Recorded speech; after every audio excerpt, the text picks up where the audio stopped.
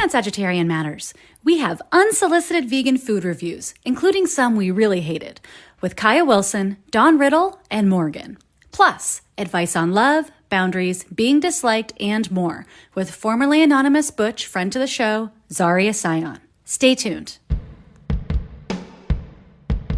Sagittarian Matters, Sagittarian Matters, what's the Sagittarian Matters. Unsolicited vegan food reviews, completely and totally unsolicited reviews for you. What are they gonna say? We didn't ask for it, but we got 'em anyway. Hey YouTube, here's Dawn Riddle and Morgan Grunstein Helvey. We're here to tell you about some vegan foods you didn't even know were there and that you wanted. What do we have today, Morgan? You thought Eden soy was gone, but it's not. We've got carob, Eden soy, soy milk. It is smooth, rich, and exceptional. Oh my according god, to the box. it smells like the 90s. Wow. Oh gosh, that's such a memory. Oh, it's light. It's really good. This is really light. It smells like a co-op. It is a co-op. Oh my gosh. This is the taste of a co-op. But like not the curry kind of spice aisle. That's like a blend of all Not the liquid aminos. Not the liquid aminos. Nope, not the vitamins that have been on the shelf for 10 decades. I'm actually going to say that I'm not tasting It's not very caroby. a carob so much as it's just kind of like What? a sweet soy milk. Oh my goodness. And it's not super sweet either. You want to know what I do taste? What? Barley extract. Yes. I do. Same. And I love it. It's great. I love it. So we are going to tell you that our review of carob Eden soy milk, I think it's a treat. Yeah, Nicole, I think you're going to love this. I think. Welcome to 1979. It's good. I would, like, warm it. A latte? Oh, it would taste really good with coffee. It would taste really good. This is good. It's a USA whole bean protein prepared to nourish us best. Wow. All right. Well, 2 thumbs up from us. Yeah, 4 thumbs up if we do all of our hands. What about our toes? We have 1,000 thumbs up. 8 thumbs up. But we're also here to talk about another product that is not a food, but is vegan. It is. Okay. I've been venturing into the world of hair products. As you all know, it's been a long journey. And I did it, and I ordered Jonathan Van Ness's hair line, JVN hair. I got the purple bottles. So, okay, I got the shampoo, conditioner, and there's like a air dry cream. And I gave Dawn the sample size. It came with a complimentary sample size. So we've both used this on our hair. Mm-hmm. Okay, the thing is today my hair is not looking its softest. But how does it feel? Feels great. Feels great. It is, I love it. Day 1, my hair was like 75% softer. Whoa. I know, on first use. And it smells like kind of like Nag Champa with like a end note of Smarties, which I really like. So it's not too like sweet and dank, like it doesn't smell too much like a tapestry. And the smell does hang around, but not aggressively so, which I really like. So I'm still working on my technique for using it, but it is like a huge thumbs up for me. Huge thumbs up. I need to preface my review, this is Dawn speaking now, with that I have done some home hair bleaching and pretty much fucked my hair up very bad. So I will say I put this stuff on. I thought the smell was good. And then like when I rinsed out the conditioner, I did not have the air dry cream, but when I rinsed out the conditioner, my hair did feel very soft, but it frizzed a little more than even usual. There's something about it that made my hair just, it's my own fault. It's not your fault. Jonathan Van Ness, it's not your fault. It's my fault. It's not your fault, Dawn. Well, this is the other thing is, okay, so usually if I put any stuff on my hair, I was trying a whole elaborate gel routine. and then you scrunch it, and then it looks bad for 5 hours, and then you get like 3 good hours, and then it turns into like a thrift store wig. And so, and then they'd be like, well, when you do your day 2 hair, and I was like, I've never had a day 2 hair. It literally looks like I got a wig out of a bin of wigs at a thrift store and put it on my head, and it feels the exact same way. So that's with other products. So with this stuff, if I just like leave my hair and sleep on it, or put a hat on and have another day, a day 2, if you will, it looks good. It doesn't look like a wig. This is day 1, so it's a little frizzier. Give it a go, day 2, Dawn. I already used it all. I wish I could give you some air dry cream. I know. Well, but now from your free pile, I have shampoo until I die. I forgot. I got rid of a lot of shampoo now. And now I have it. Okay, and it's mostly plastic-free packaging, like vastly plastic-free, which I really appreciate. Metal bottle. Yeah, I might try some more products. And for you listeners out there. Oh, yeah, listeners. Morgan and I have very similar hair. I think mine's thinner. Yeah, mine's coarser and rougher. We both have curly, wavy, partially gray, middle-aged lady hair. Yep, that's what we have. Although mine is bleached blonde and destroyed. Mine's so that's the difference. Just gray and frizzy. Yeah. So you're getting a huge thumbs up from me, if for nothing other than the texture and smell. Yeah. I wish you could have felt my hair before. Actually, I don't, but I wish, just for comparison's sake. Well, thanks, Sagittarian Matters listeners, for listening to this review that was absolutely needed to be this long. Unsolicited. And can't wait. Oh, my God, 6 minutes. You're welcome. I'm sorry. See you over a cup of Carob Eden soy, organic soy milk. Kaia Wilson. We're at the Madonna Inn. There's a beautiful room with rock walls, stained windows with a lovely cow. This is called the Swiss Belle. I've always wanted to come here. There's a thick forest green carpet and some green wood. And we just got food from a local place. Maybe we won't say the name. No, because God dog bless them. Dog bless them. For being here. For being here. For us. We are eating vegetables, which was the point. Yeah. But can you describe what you're having? Well, and some of the choices there. Let's just say the first ingredient here isn't love. This and I'm finding my primary comment is whoever has prepared this food lacks any kind of palate. What did you get? What are you looking for in it?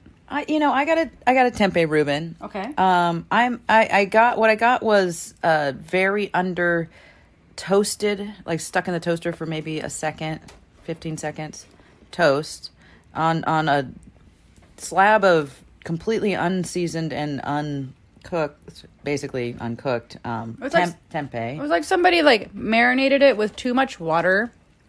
Like, you know when like at a punk household when people start running out of dish soap and they just start adding water to the dish soap? That's their ingredient. Instead of love, they just put water, which I love. Water is the stuff of life. But doesn't make the food taste good. It looks like your tempeh Reuben was marinated in something that was so watered down and then not actually cooked for longer than 1 second. Yeah. No, it's got no flavor. It's got no salt. It's got no kick. There's no kick. There's not a sauce to this Reuben. It's the color of E.T. when they found him found him at the end in like the gully. Everything about it is just one color, and including the sauerkraut, which is the good part of this is just like a healthy amount of sauerkraut. I'll take it. But for me, weirdly, avocado. And this sandwich was incredibly cold in a way in which I felt it was never actually warm. Yeah. Not just it got here from the travel and it got cold from the travel. It just doesn't feel like it ever got above 80 degrees. Well, I would say maybe the bread was never toasted. We just are saying it's toasted because the outside is a little hard. It could just be that someone left it out overnight.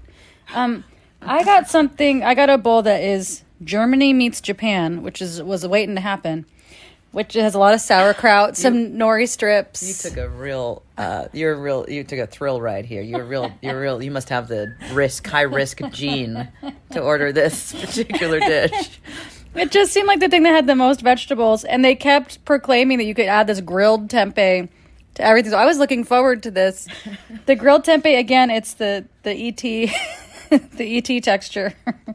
Just this is what they feed. There's just the raw slabs to the orangutans that we love on Orangutan Jungle School. They just, you see them, just a raw slab of tempeh, right? And then those guys love it. Benny loves it. In Indonesia, that's one of the things that they'll feed the orangutans. Just right out of the wrap, just right out of the container. That's what we got here. And soy milk. I really feel like we could get along. Oh yeah. If we had to go be the research assistants watching the orangutans after they get released onto the island. The orangutans food. We have to get in a dominance struggle with the orangutans to get our tempeh rations for the day. That's what would happen. Okay, so I got something that's East meets West, which is it's like a kale that's been massaged by somebody. It's kind of like at the end of a manicure, you get like a 5-second hand massage. That's the massage that happened here. And then a heaping helping of this hospitable sauerkraut, some cabbage and carrot slaw, and then there's a little bit of brown rice at the bottom. But it came with a tahini dressing. You know what I love. But the tahini dressing, much like the hand soap and dish soap at a punk house, has been watered down, so it doesn't even count as all of the sauces. Somebody was trying to save money today. They got a new manager who's like, we're going to cut corners. Maybe, yeah. I don't understand. Obviously we haven't been here before, but yeah, my dressing for my salad was just a real incredible. The viscosity was water. Yeah. This is like, I don't know if you ever saw the movie Friday, but the dad from Friday is the cook here. His kid was like, we're out of milk. And he's like, put some water on that shit about cereal. Oh, that's the manager at this restaurant. Yeah. He's like, you know what? We're almost out of everything. Yeah. Put some water in that. Or you steal your parents' liquor. Not that I did that, but I did. Or wine. Just pour some water, yeah. That's what somebody stayed after work, drank all the tahini dressing, and then added water to make it look like they hadn't. That's what happened. It tastes like it. It tastes like water. So there's a place, but you know what? This is like what we're saying. It's like a tour food pill where this might be the only vegetable I see today, and I'm grateful for it. Well, yeah. So right. So in terms of like our options, where we are, and just putting something into your body that is going to nourish your body. Mm-hmm. I'm happy to have that. I'm grateful for that part of it. It's just sad when you know that with all these ingredients that they have, and that they surely can get their hands on some Bragg's or some tamari, or just even salt. Oh yeah. Or any kind of giving love and tastefulness, some taste to this food. Oh my God! There is a sauce we got. Oh yeah. Anyway, but what I was going to say, it's just sad when you see all this ingredients and you know what can happen. You know how good it can taste. Yeah. And then it's so on the other side of that. This was like home food at a friend's house. Like your neighbor is like, I'm going to make you vegetarian lunch, and you come over and then you're like, thank you. This restaurant's whole thing is vegan, right? Or vegetarian vegan. Mm-hmm. It's like, wow. It's what I was going to say. It was like in the Stranger Things. We're on the upside down. We're in the upside down for preparing foods that that you want to eat because they taste good. Okay. Oh wow! One last thing. So we both might have gotten a sauce that sounded so. We've got to try this. It seemed like their house sauce. Yeah, their special sauce. It was an extra $1. Yeah. Kaia said she was doing it, so then I wanted to do it too. It seemed a revolutionary sauce. You shouldn't have followed my lead there. It is the primary smell coming out. There's a tanginess to it, so I'm not sure where the tang is coming from. What they put in there for tang, but there's just a strong cinnamon. And what we were hoping for here wasn't a cinnamon. I thought it was gonna be like yum sauce, which is like a nutritional yeast kind of creamy sauce. I thought it might be like the special sauce that you get like at any place that has a special sauce. It's really mayo-y, creamy, maybe. With their local flair. Yeah, with some sort of local flair, but not too cinnamony. That's what I was hoping for. Why would you want cinnamon in a sauce for your brunch? Right. The smell of this, I think would only go well on maybe some sort of, possibly on like an Indian food vibe. This place is not Greek. It is not Lebanese. It is not Indian. Like no, it's not like Vietnamese with star anise. So like this warm spice being in the brunch menu is odd, and it's orange. The sauce is orange. Is it creamy? I can't tell. It's pretty. Kaia's sticking her finger. Put that finger in your mouth. What does it taste like? Okay. I don't like it. What is the taste? I'm so sad I did that. I put something else in my mouth, but there's nothing good. Oh, God. Had you tasted it? I don't remember. You tasted it. I tasted it, but I couldn't register what it even was. I mean, certainly. And me either. It's weird. It's like I don't taste mayonnaise. I feel like there's not mayonnaise, but there's got to be.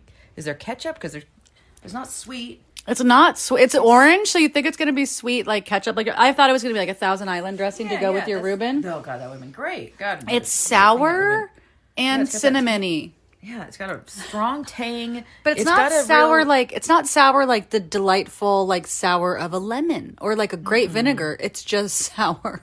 Yeah, it's weird. It's like, is it tamarind? I mean, it'd be weird if it was tamarind. They are really fusing. It's not sweet enough to be tamarind. It's the viscosity of this again is very strange. It's almost like a Jello, a watery Jello when it moves. You see that? Yeah, I do see that. It's strange. So you can attribute no other flavors. It doesn't taste tomatoey, even though it's orange. I taste something that reminds me of tamarind in this way, but doesn't. It's just like nothing's right about. But you know, like just any of whoever's palate, they're just really suffering. The palate is suffering. They're sent to smell. Something's wrong. This restaurant came up when I was looking. I was like, what are we going to eat for brunch? Let's see if there's any vegan options in San Luis Obispo. And there was like a vegan rundown of like the top vegan places here in this town. And this was there. So this happened. This place existed before the pandemic, and they survived the pandemic. That's how many people eat this on a regular basis. Jeez Louise. So yeah, my dressing. It just almost makes the salad worse than if it was undressed. I mean, it's a sad statement. I understand. Well, Panya wants to eat all of it, though. it looks good to She me. doesn't know what the heck we're complaining about. You guys, I had some brown rice from the bottom of that East meets West bowl, and I thought it was just great. Yeah, she's in it to win it. She hasn't let down her routine. Her like, I'm the cutest dog. Don't you want to feed me your food? I might try this place again tomorrow. Is that, you might. Oh my God, just to see how far down the menu they go with water as the first ingredient and love nowhere to be found. Listeners, I want you to know that I do keep my own sets of disposable cutlery and salt in my car. Yeah. This salt has come in handy on more than one occasion for us. Salt's such a good thing to have in your car on the pandemic. Eaten in the car during the COVID age. And I just had to run out to my car to get this cutlery because what am I going to do? Traipse to the restaurant, get some flatware, stick it in my shorts? No. No, you're not. Anyway, thanks, It's Kyle. been an adventure. It's been a real adventure. Food adventure. Food, thumbs up, thumbs down. Oh, well, down. Okay, down for taste. There's nothing good about this taste. Up for thank you for nutrition. Grateful for having a food option that is actually healthful. Yeah. I'm going to give this a sideways thumb. On a normal, like when I'm back on land, I'm going to look back on this with disgust and revulsion. But here that I know I'm not going to eat another vegetable for a long time, I'm grateful for the kale. I'm grateful for the, I don't know what you call a gratitude meal. What do you call a gratitude thumb? Like you have to be so far down that you're like, I'm happy I'm eating. Yeah. I mean, I ate half the sandwich. I just took it down. It was fast. I tried to get it over with. This is what is called a food pill. This was coined on a Sister Spit tour. Food pill is just when you have to get it down. You gotta get. You can't think about the taste. You just have to get it down. Yeah, you need it. Your body needs it. It's a functional meal. Yeah, it's not pleasurable. It's just functional. Yeah. So this actually is breaking out of the thumbs up, thumbs down territory into just food pill. Yeah, I think so. Just get it down. Just get it down. Thanks, Kaia. Thank you. Hi, listeners. It's me, Nicole. I wanted to let you know that I'm teaching a week-long remote graphic memoir workshop at the end of April, and there is still some space left. There are 4 spots left. In this class, we're going to do drawing exercises. We're going to talk about making short comics. We're actually going to make some short comics. We're going to talk about planning a longer comics project. We're going to work on fictional things with characters you haven't met yet. And we're going to get to know some characters that you already know. It's a supportive atmosphere. It's really fun. I'm happy to answer any of your professional practices questions in there. And if you want to sign up and get the early bird special, go to my website, NicoleJGeorges.com. Right now, it's in the shop.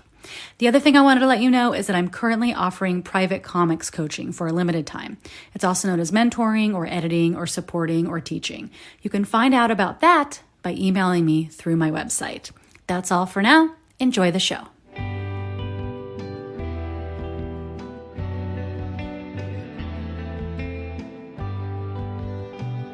Zari Esaian is the founder of a feline appreciation society called Cat Club. She loves a good fight, lives in New York, and you may recognize her from episodes 136 and 166, in which she was the voice of Anonymous Butch, and later when she saved a kitten off a busy freeway and then got the kitten lost in her car. Zari joined us from New York City to give advice about moving, making big decisions, dating, learning to become more disagreeable, and more. Please enjoy my talk with friend to the show, Zari Esaian.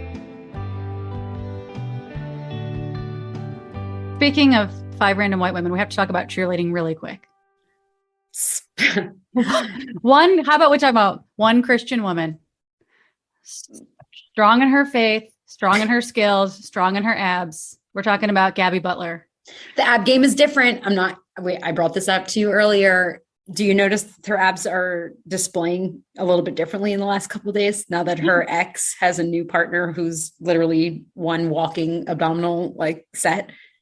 Wait, can we back up and tell people who are we talking about with the partner? Okay, so who's Gabby Butler? Who is she? Okay, well, as someone who knows very little about what I'm going to pretend to know a lot about, Gabby Butler is a very famous cheerleader, was featured on the Netflix original Cheer, was a huge, was kind of like, I want to date myself by calling her the Hulk Hogan of the cheerleading community. Do you feel like she has that kind of celebrity status of like Hulk Hogan for people like us growing up? Whoever the top is like, synonymous with Gabby Butler in Cheer. She's adorable. And I think she's adorable. She is adorable. Honestly, I started to watch the YouTube after I got into Cheer. I watched a YouTube series that was called We're Cheering or something, something like that. And they showed Gabby Butler when she was really, really young, literally 13, pulled out of school, brought into the cheer machine, full time. And I just saw she was just actually a kind of quiet, nerdy, shy person or something. So I just find the cute is a hybrid between personality and aesthetics or something. I see. You know what I mean? So so she's a megastar. After Cheer blew up, there's some scandals that followed that were unfortunate. Yeah.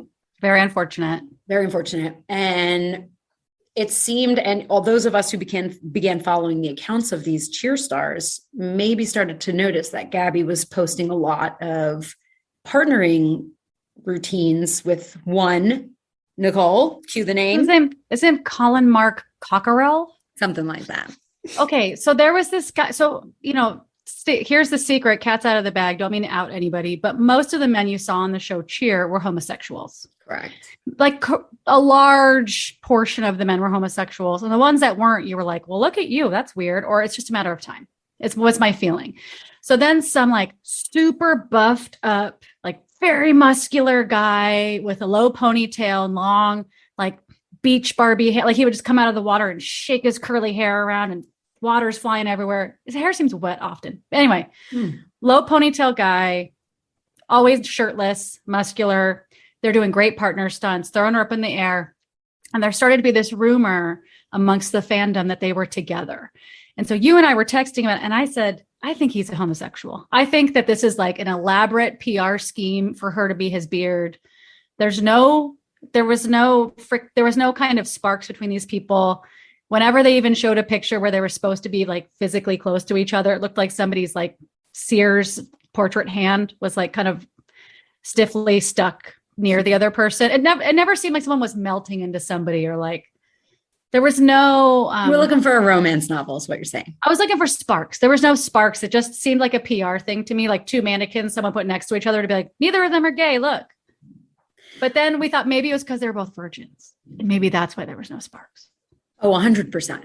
I never thought she was his beard. I never agreed with it. I knew from the beginning, this is what deeply in love looks like in the cheer community. They don't have role models. They don't know anyone who isn't in cheer. And there's so few straight men that I think that there's no path to follow. So I think probably Gabby was leading. And what we started to realize was that she is an extreme born again Christian, religious, newly religious. I think she got baptized in her Florida pool. And you saw it. I definitely did. I saw a clip on her story. So to me, I was like, this is Christian love. This is waiting until marriage. This is promise ring. This is what this is what this looks like. We're just getting a front row seat. And I also just decided he was also very religious. He does have that, like, I don't know, there's something a little off about him. He's like almost hot and then not, or something. They are almost a normal looking couple and then they're not. There's just a lot of things that we just can't understand as outsiders, I think. There's something queer about their relationship. It's pretty queer. I mean, slowly the male cheerleader, Colin, seems like he's starting to want to become a flyer and like wants to now be like tossed around like a little girl in the air. Yeah. And like referring to himself as that girl. Started calling himself "Who's that girl" on his own Instagram while he's getting like washed by waves along the shoreline, like peeking over the back of his shoulder with his face. So this is why I think he's gay. This is like, you see, the evidence is before you, judge, jury. Like, if he's not gay and if he doesn't come out in the next 5 years, I'll eat my hat. I understand. And I was, your case became stronger, I would say, in the last maybe couple months. But I think the way I know that I'm in the right on this one is they've clearly broken up. They've decided to end their mutually beneficial PR partnership. And so now, like, Gabby will post stories. You're like, ask me anything. And someone will be like, are you single? And she's like, yep. And it'll be some kind of picture like, can't trust a man, or the only man for me is a Jewish carpenter. Like, it's just some kind of like, that's right. Jesus. Yeah.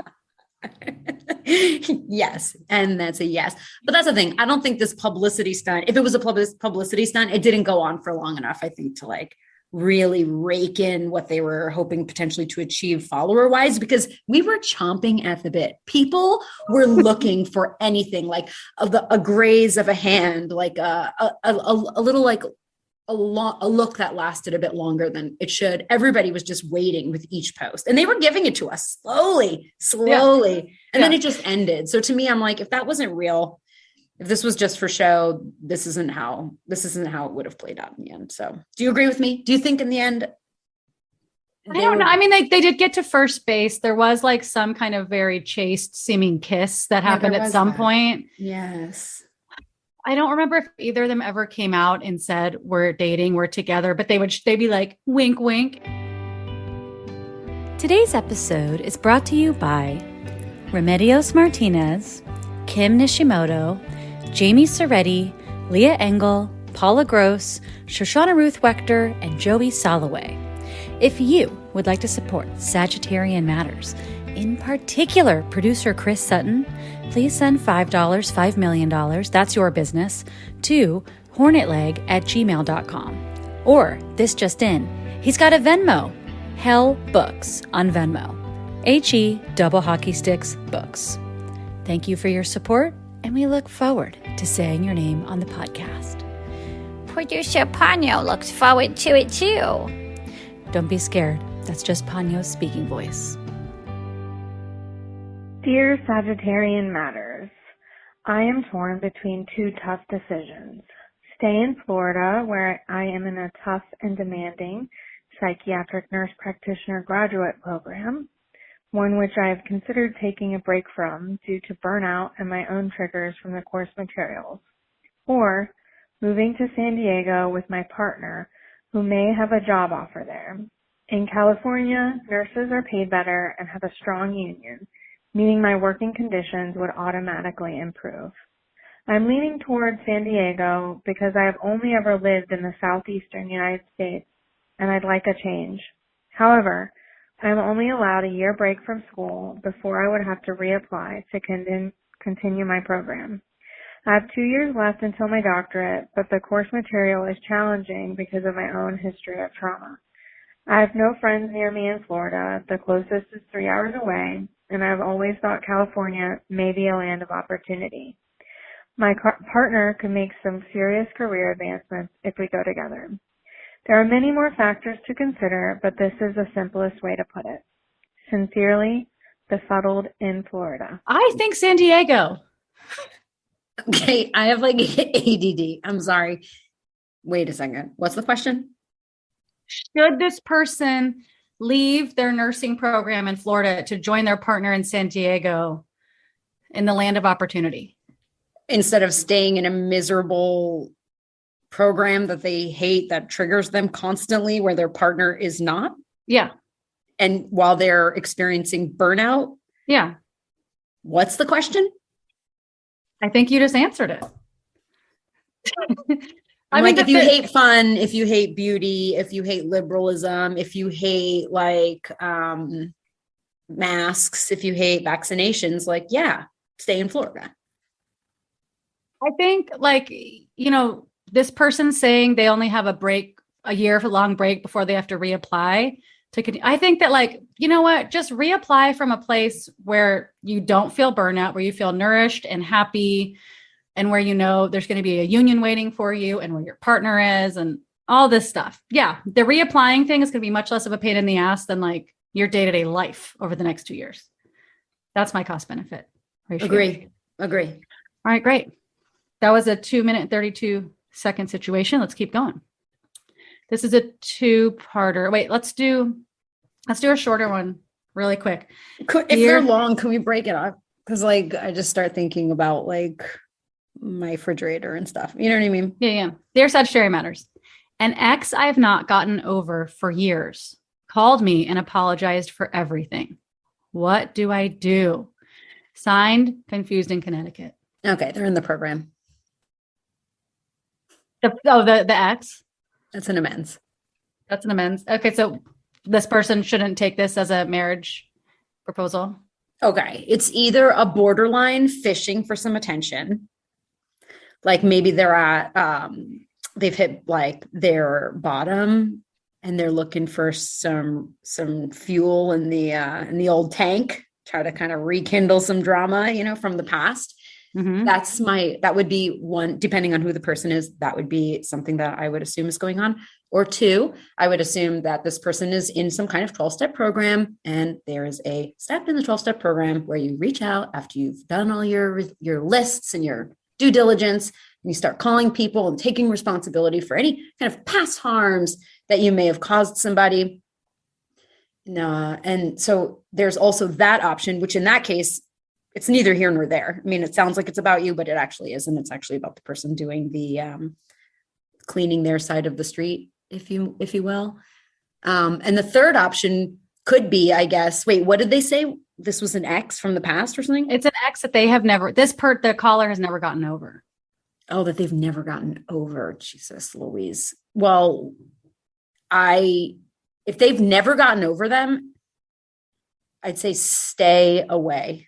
Stay away. Regardless of where they're coming from, if you yourself is not in a good emotional place to have any kind of correspondence with this person, unless it was to get back together and that sounded like a good idea, then you're not going to gain anything from interacting with this person. And not in a non-punitive way, but more in a just kind of like, keep your flow, keep your life, keep your stuff together, keep yourself stable. I think that introducing somebody with a strong emotional baggage that can be really destabilizing. Yeah, I agree. I agree wholeheartedly. I mean, and just appreciate that people can make amends and that people are good and that, you never know where it's going to come from, but it doesn't mean it's an invitation for you guys to have some kind of complicated, muddied friendship where you secretly want something more than they do. But you can be polite. Thank you so much. Hope you're doing well. Goodbye. Totally. And I've been on both sides of that. And it is what it is. It can feel dramatic, like in the moment. And then like after a month or two, it kind of just diffuses. I in my experience, it just diffuses and it's not that big of a deal. It's only big in the moment when someone like kind of like shakes you up by reaching out to you. Yeah. And it's okay to wish them the best, but not be there for that. Dear Sagittarian Matters, I'm calling you all about relationship and dating advice for someone who's not great at navigating relationships. So I live in a town that's small enough and I've dated long enough to know that there's probably not anyone here that I really want to partner up with. But I still want to have intimate relationships of sorts.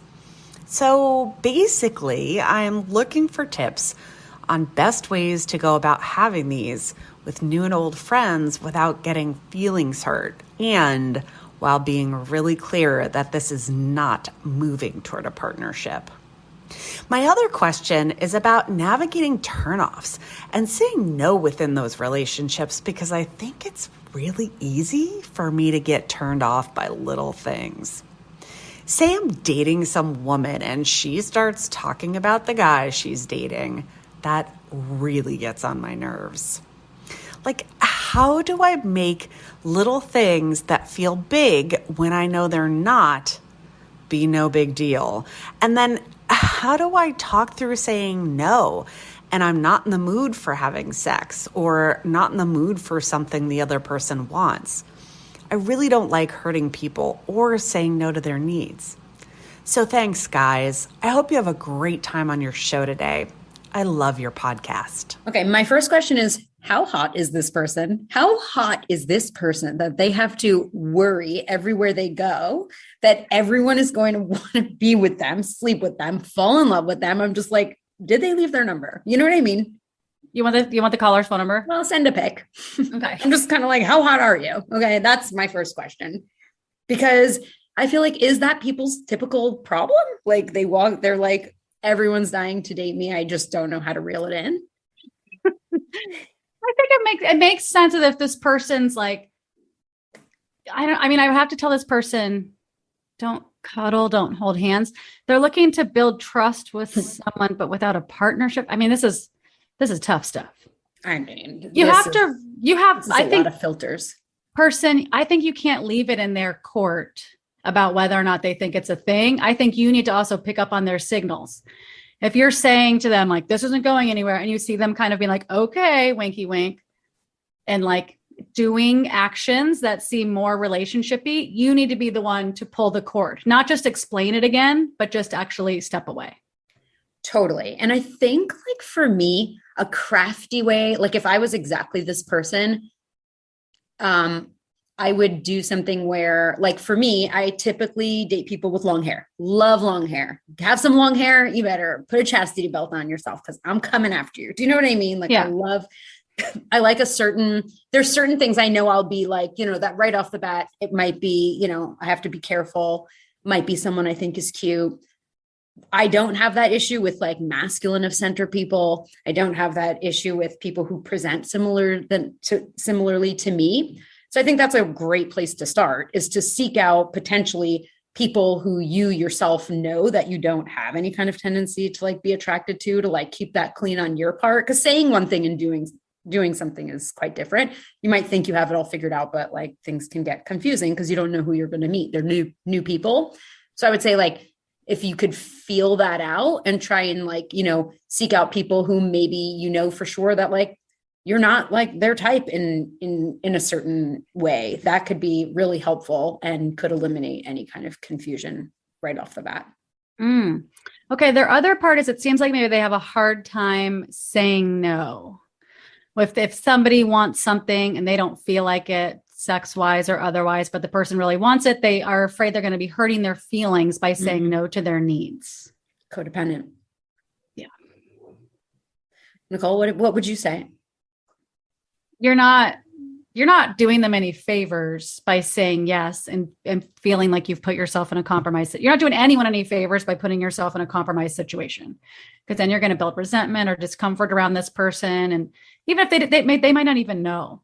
And I'm pretty sure, I have a feeling like, that they are not going to want to do something sexually with you if they actually understood that you were not into it, that you were really not into it. So I think a nice way to do this is just to be very clear ahead of time Like, okay, like generally after 11 p.m., I'm not going to feel like having sex, or I'm never going to want to do XYZ. So just like, don't try it. Just like, don't try to put that there. Don't try to do this thing. Or like, this feels too intimate for me, so we can do this.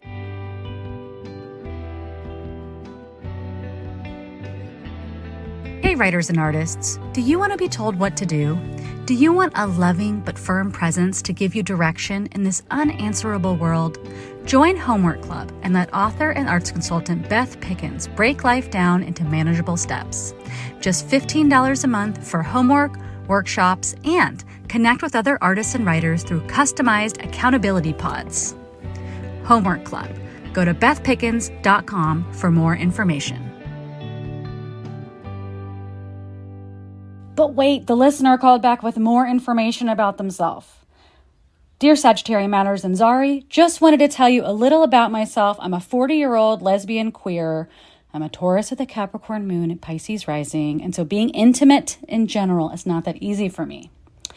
So when I'm doing that with someone and building trust with someone in a partnership, it's a little bit challenging, but I know I can do it in a positive way. And just how to do that and to be affectionate and dating someone while also leaving it clear to the rest of society that we're both looking for partners. And this is not our, we're not closed off by any sense. Anyway, thanks again. Hope you're all well. Bye. Sorry, we have 4 questions wrapped in one question. Thinly veiled as one question. I have a quick question, and it's actually 4 questions. So let's just get clear on that. No, no judgment. That's just the truth of it. So, okay. This caller wants to know, A, how to have intimate relations with people in their town, even though they don't want a long-term relationship with any of them or partnership. That's number 1. Should we just take these one at a time? Please. Okay. So how do they not have people try to wife them as they are going about their intimacies around town, which could be, braiding hair, holding hands, top hair. Yes. Upper, lower. How do they do it? I think it's important for them to have their clarity, their line at the top of the thing, like we're friends with benefits or whatever the thing. This is very casual for me. There is no chance for advancement. This is an entry-level position. There is no chance for advancement. I am not taking applications for advancement. You are not qualified to go past this level. But then they need to also listen to what the other person's saying and not saying. So if it seems like the other person's like, sure, wink, wink, and it seems like they want more, or they're doing something that feels a little bit like sighing and looking at you, kind of like they want a little more than what's on offer, this person needs to be able to take the reins and be like, oh, no, this person's trying to take more than what's being offered. And it's like a mercy killing. For everyone's sake, they need to get out of there. That's what I think. I couldn't agree more, Nicole. I mean, it seems like there was hints in this question of just like, how do I like control X, Y, and Z? And then how do I also control, how do I control myself? How do I control the outcome? And then it also seemed like there was this like sprinkling of like, how do I also control the way we're perceived? And that part seems kind of confusing to me. Just by way of like, maybe in a small town, that is like something that is something you feel like you need to also like have some kind of control over the narrative of, but to me, unless you're doing that flagging thing in the back pocket or whatever with the handkerchief or whatever, hankies, maybe there's also a hanky for like sleeping around very open or like dating, not committed, like, or a custom one. You can just write on it, like, call me, you know what I mean? Like that could be something. What like an I'm with stupid t-shirt, but like, and this person doesn't mean anything to me. Inquire within for long-term partnership if you're not a resident of this town. 100%. Something like that just clears the air a little bit more. So that's my response to that portion of it. You're right with the like clear boundaries, bottom line, and also policing both for both of you. And you just need to have a lesbian cop in the relationship who's just knocking on doors, making sure, everything that's happening is exactly what they're saying is happening, which is difficult because people can yes you to death, look you right in the eye and say, I'm right there with you. And the size, exactly what you're saying, read between the lines.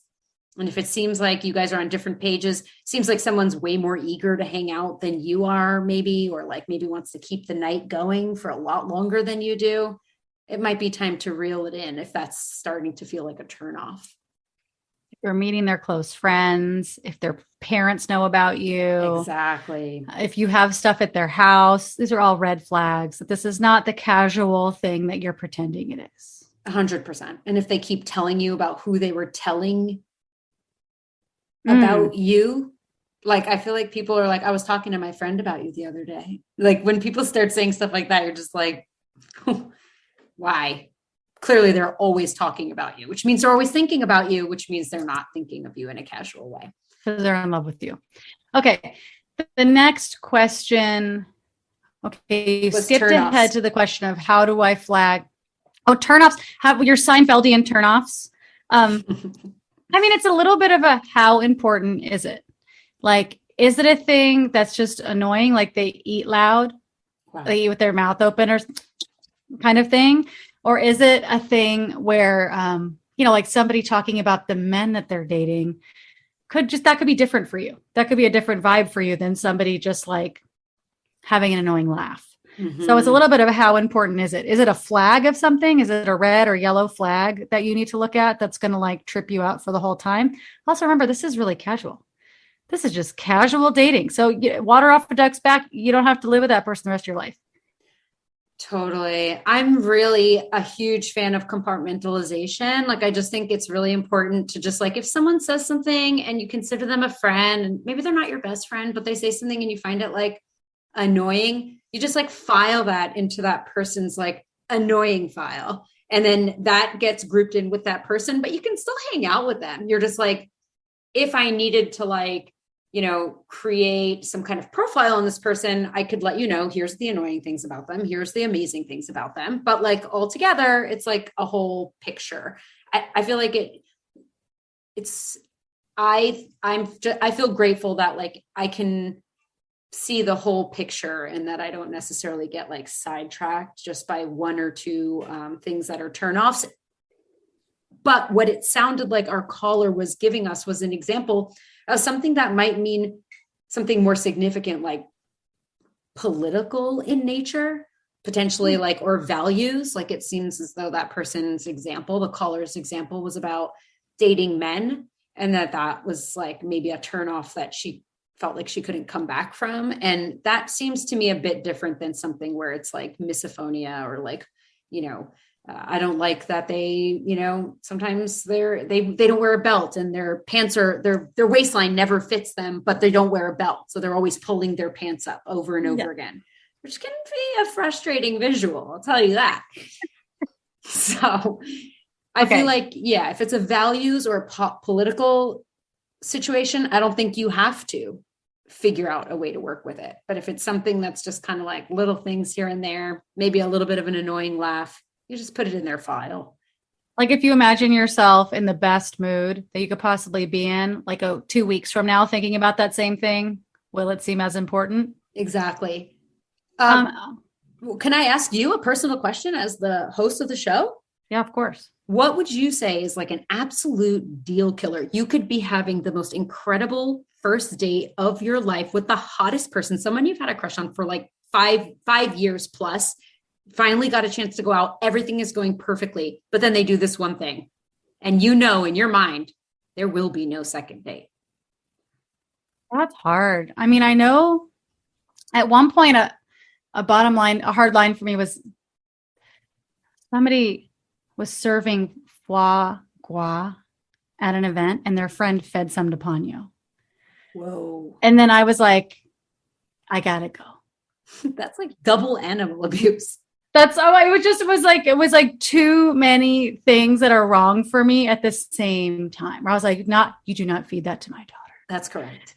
Like it's incorrect for you to be doing this, That's like correct. purchasing this That's animal correct. cruelty byproduct. And That's correct. beyond for you to then feed it to my daughter. That's I right. mean, what's next? Veal? You're going to trot out a veal calf? And feed it. Yeah. And feed it to a calf. Yeah. For me, That- it's a little bit of a political thing in that way. 100%. I think that, or I think sometimes it's like, if I can feel them, I don't know. Gosh, if it was like, so say like Kaia came out of the woodwork and I was like, oh my God, I've had a crush on you for 16 years. Now we get to go on a date. Yeah. If she like cracked open a jar of foie gras and was like, this is so good. It's a delight. I mean, I can't think of what else, honestly. Yeah. I mean, that's a great example. Thanks. What's yours? Well, that, yours is more significant and substantial because it is political in nature. So you have depth. Whereas someone like me, I probably would just have a more like uncontrollable reaction to something like auditory or olfactory or visual. Like I think that's where I have like my tendencies towards OCD. And I think that I could see, I'm trying to think, there's been so many things in my life that a first date has never led to a second. But this has to be somebody who you have had a crush on for so long, not someone you're just meeting or that you don't know very well. And then you realize they smell bad. Like this, they smell like Axe body spray. This is somebody you've been around cultivating this thing. Wow. I honestly, like, it would actually, I can't answer the question. I was just the asker. I wasn't the answerer. I see. Yeah. Okay. Mm-hmm. Well, so the next part of this person's question is, how do we flag to other people? Was that it? How do you handle the turnoffs, which we addressed? And then how do you say no without hurting someone's feelings if they want to have, let's say, sex or something? On a more extreme end of the spectrum, where I feel the most comfortable, there was a time in my life, a long time ago, when I used to like the idea that like everyone I knew like kind of liked me. Like I was like, I like people liking me. Like I want everyone to like me, And like, if for some reason someone seemed like they didn't like me, I would like try and work extra hard to try to see like, what could I do to get past this person's like whatever. And then eventually, as I grew older, I realized like, okay, so now it's seeming like some people don't like me. And then I started to realize like, actually, I don't like some people as well. And then now I'm obsessed with people not liking me. I'm upset. I don't like a lot of people, but I'm just, basically the reason I took you on that journey is I'm kind of like, this person should try to give it a chance to just literally feel it out. Try to like, if a situation like comes up and they're thinking to themselves, I really don't want to do that. They should just, as an experiment, just say they don't want to do that. Just play around with like doing this thing that seems really scary, and then start to see how it feels to be somebody who is like not giving everyone what they want, what they think they want, like at all times. Because for me, it created a monster. And this person might take this and run and become someone who becomes obsessed, turning this maybe into even a fetish opportunity to just be like, no.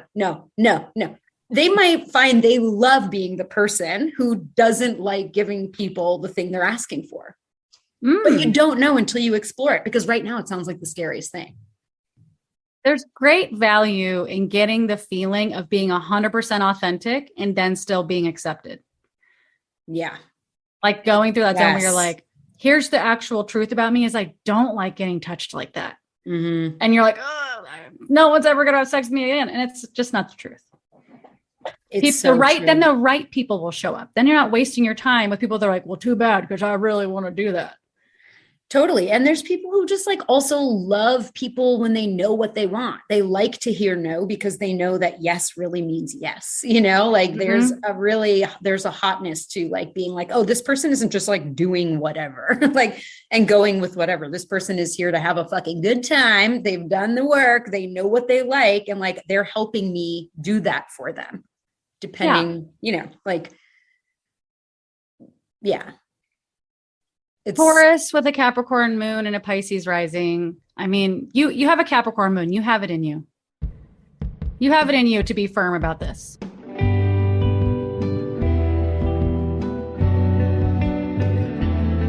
Sagittarian Matters is produced by Chris Sutton with assistance by Ponyo Georges. Our theme music is composed by Carolyn Pennypacker Riggs of the band Bouquet. Thank you for listening, and I'll see you next time.